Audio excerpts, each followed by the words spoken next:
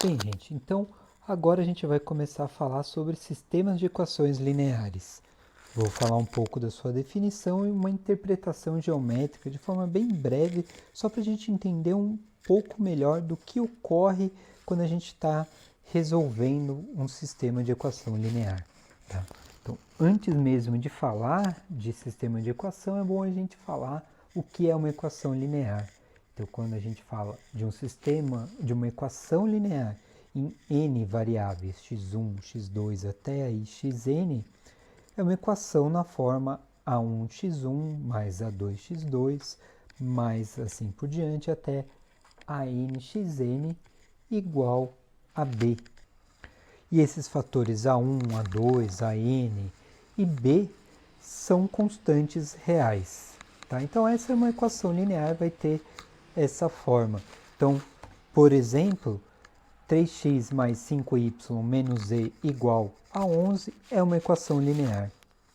Enquanto isso, 7x mais 2yz igual a 3 não é uma equação linear. Eu tenho esse y vezes z, que seria, olhando a equação, a definição lá, seria a mesma coisa que x2 vezes x3, então não é uma equação linear.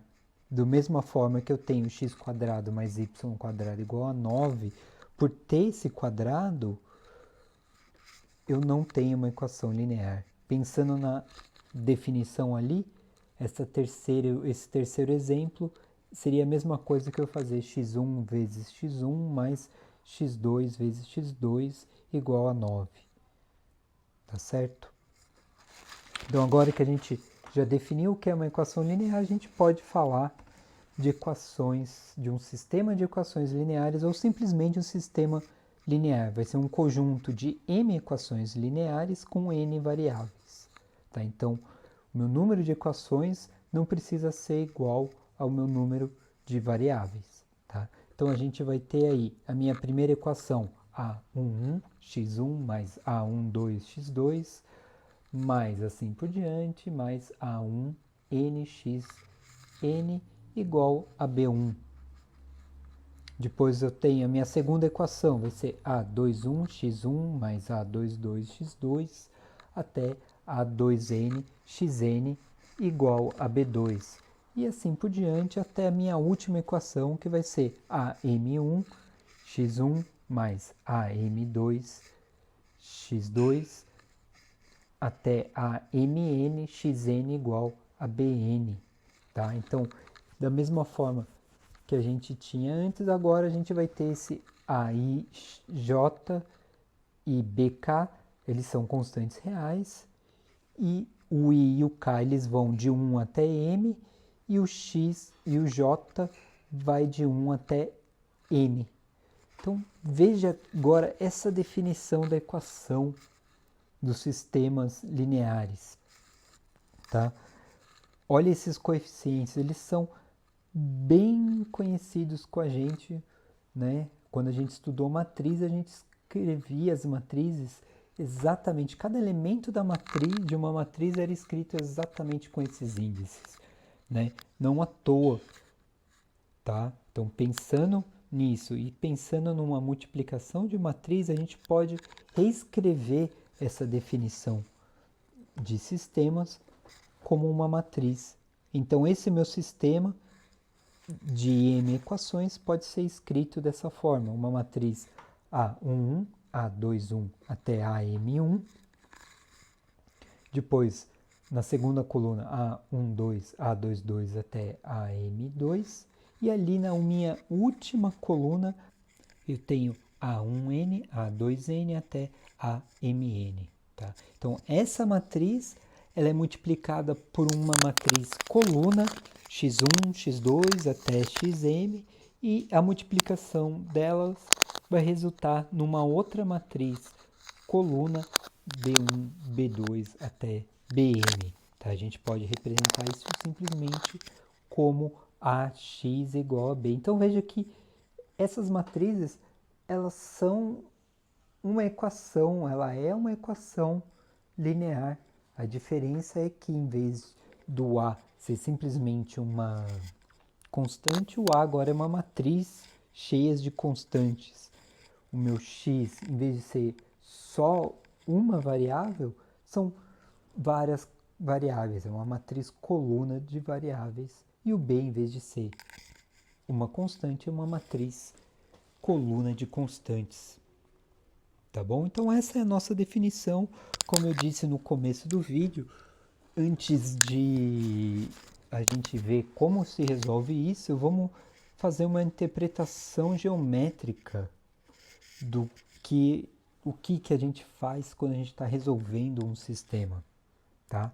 Então, vamos pegar aí nossa equação linear primeiro, vamos reduzir para algo que a gente consegue ver geometricamente, ou seja, a gente reduz aí para 2 dimensões e vamos reescrever de uma forma mais amigável. Então, a gente tem uma equação com 2 variáveis, uma equação linear mais geral possível para 2 variáveis seria ax mais by igual a c. Essa nada mais é do que uma equação da reta, tá? Então a gente pode reescrever um pouco para ser o quê? Um y igual a menos a sobre b vezes x mais c sobre b. Então isso é uma equação de uma reta, por exemplo, dessa reta nesse gráfico, em que esse meu coeficiente c sobre b a gente chama de coeficiente linear, que dá essa distância aí no gráfico, e eu tenho o meu coeficiente menos a sobre b, que é o coeficiente angular, tá? Que é esse ângulo θ que vai dado pela tangente de θ igual a menos a sobre b. Então, a gente entendendo que ax mais by igual a c é uma reta, a gente começa a interpretar de uma forma diferente agora a nossa equação linear. Tá? Então, o que está acontecendo nessa equação? Ela está limitando os pontos x e y que eu posso aceitar para resolver o meu problema. Então, antes eu tinha um plano de pontos, infinitos pontos, quaisquer pontos dentro de um plano, e agora, quando eu coloco esse vínculo ax mais by igual a c, eu estou falando, olha, eu só posso pegar os pontos x e y que correspondem a essa equação, que vai dar essa reta azul que vocês estão vendo. Tá? Continuo tendo infinitos pontos, só que são só infinitos pontos dentro de uma reta. Tá certo? E aí, quando eu incluo agora um sistema de equações, no caso 2 equações, agora eu tenho uma reta ax mais by igual a c e tenho uma outra reta dx mais ey igual a f. Então, meus valores de x e de y agora têm que obedecer a 2 vínculos, a da primeira reta e da segunda reta. E isso vai me dar alguns valores possíveis para se resolver o sistema. Tá? Então, quando a gente olha isso geometricamente, eu posso ter 3 situações diferentes. A primeira situação é quando essas retas se cruzam. A gente chama elas de concorrentes. O ponto onde elas se cruzam é a solução do meu sistema. Tá? Então, nesse caso desse gráfico aí, o ponto x é igual a menos 1 e y igual a menos 1 é a solução para o meu sistema. Tá? A outra situação seria quando as duas retas são coincidentes. Então eu tenho uma reta passando em cima da outra. O que acontece nesse caso? Eu não tenho um vínculo novo porque as duas retas são iguais. Então, para resolver o meu sistema, eu vou ter infinitos pontos. Tá? Todos os pontos da minha reta resolvem o meu sistema. É isso que a gente interpreta.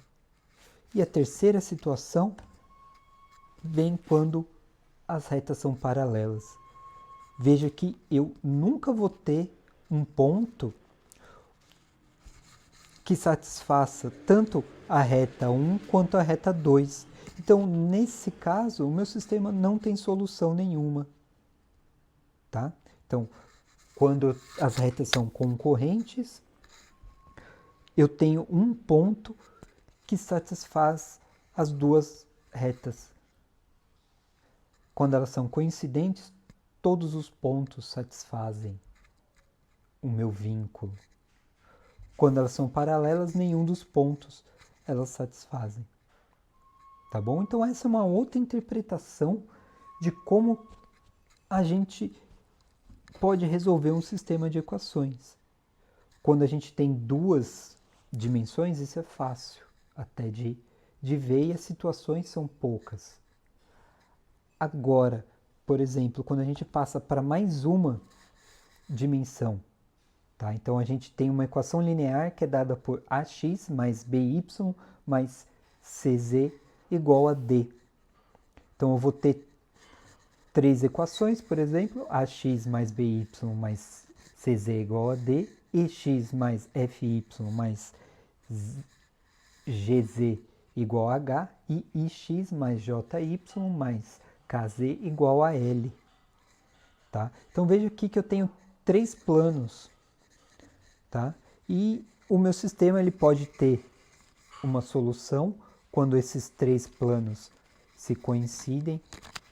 Pode ocorrer de dois planos se coincidirem em um não, pode ocorrer de ter dois planos em uma reta e assim por diante. Então eu tenho inúmeras situações que não é fácil de eu observar isso geometricamente. Se eu colocar mais uma variável, aí eu passo por um espaço de 4 dimensões e aí que a gente não consegue observar mesmo, tá? Mas aqui é só para vocês terem uma noção do que ocorre quando a gente está resolvendo um sistema linear, tá bem? Então no próximo vídeo a gente vai discutir aí algumas técnicas de resolver equações lineares matematicamente e não geometricamente, tá bom? Então até lá!